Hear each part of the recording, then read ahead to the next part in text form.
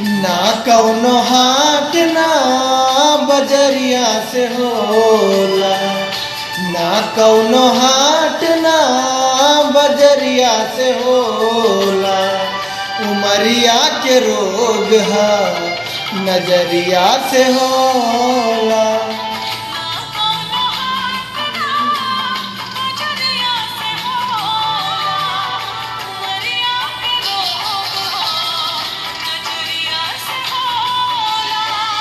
कहाँ कौनो जात पात पूछेला जियारा, कहाँ कौनो जात पात पूछेला जियारा।